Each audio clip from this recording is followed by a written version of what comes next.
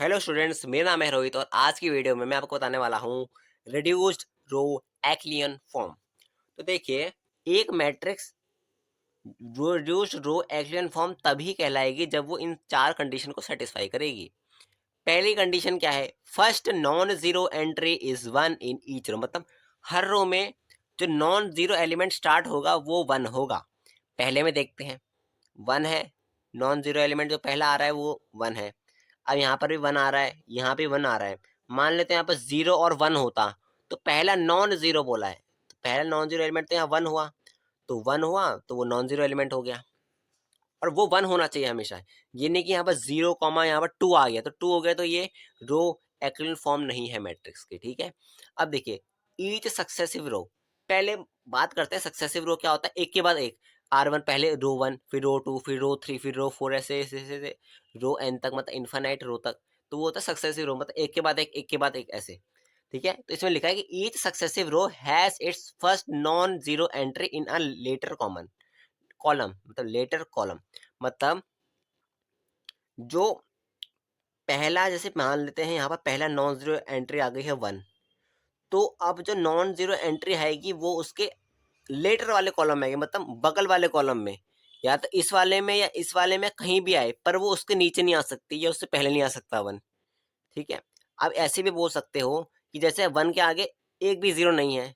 ठीक है, जो यूट्यूब में जो और वीडियोस है उसमें ऐसे बताते हैं कि इसके आगे एक भी जीरो नहीं है, तो यहाँ पर इसके आगे एक जीरो आ गया, अब इसके आगे दो जीरो आ गई। ठीक है, ऐसे हम कर सकते हैं, जैसे कि इसमें इसमें देख लेते हैं, इसमें एक भी जीरो नहीं है आगे, इसमें एक जीरो आ गया।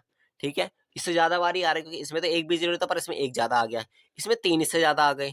अब जो अगला होगा इसका, उसमें इससे भी और भी ज्यादा आ जाएंगे, तब होगा। ये नहीं कि यहाँ पर वन आ रहा है, अगर यहाँ पर वन आ जाता है तो ये रिड्यूस्ड रो एक्लियन फॉर्म नहीं होगी। ठीक है, पर अभी ये सेटिस्फाई कर रहा है। वैसे इसमें भी देख लो, पहले यहाँ पर वन यहाँ पर आया, और पहले यहाँ पर नॉन जीरो एलिमेंट जो वन था वो भी यहाँ पर आया, पर ये इसके बाद आ रहा है। अगर मान लेते हैं कि पहले क्या हुआ कि जीरो जीरो यहाँ वन आ गया, और फिर क्या हुआ जीरो जीरो यहाँ पर वन आ गया, तो ये भी नहीं होगी रो एक्लियन फॉर्म। ठीक है, अब देखिए तीसरा क्या कहता है कि all entries above and below first non zero entry of each row are zero. YouTube में बहुत सारी वीडियो में गलत बताया गया, उसमें क्या वो कहते हैं, वो ये नहीं बताते आपको, ये वाला तीसरा वाला पॉइंट, कि जो भी पहला जो नॉन जीरो एलिमेंट है, ठीक है, उसके जो ऊपर और नीचे जीरो होना चाहिए। जैसे ये है, इसके ऊपर जीरो जीरो जीरो है। ठीक है, तो ये इसके ऊपर भी जीरो जीरो, इसके भी जीरो जीरो, इसमें इसके यहाँ जीरो, इसके ऊपर नीचे जीरो जीरो, इसके यहाँ पर जीरो जीरो, इसके यहाँ पर जीरो जीरो, इसके यहाँ पर जीरो, इसके यहाँ पर जीरो, तभी ये ऊपर और नीचे। हाँ, राइट लेफ्ट का नहीं कह रहा मैं, इसके राइट लेफ्ट का नहीं कह रहा मैं, सिर्फ ऊपर और नीचे का बात कर रहा हूँ। ये भी इंपॉर्टेंट पॉइंट है, अगर ये पॉइंट सेटिस्फाई नहीं होता तो ये रो एक्लियन फॉर्म नहीं है।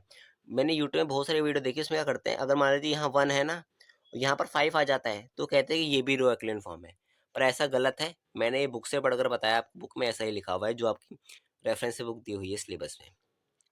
देखिए, all full rows of zero are the final rows of matrix. अगर मैट्रिक्स में पूरी रो ही जीरो आ जाती है तो वो लास्ट कॉलम में ही होएगी। मतलब जैसे इसमें देख लो, इसमें पूरी जो रो जीरो है वो लास्ट वाले कॉलम में आ रही है, मतलब लास्ट वाले रो में आ रही है, तो ये होना चाहिए।